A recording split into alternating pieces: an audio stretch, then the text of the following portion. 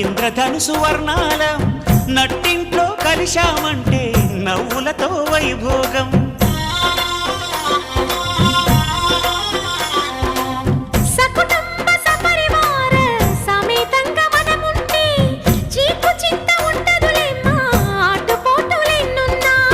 అటుకులు తాళింపు చేసిన అరుగులపై అందరూ కలిసి సరదాగా అవి తింటుంటే పరులెరుగని పరవశమెంతో. చందాల చందమామ రావే వచ్చి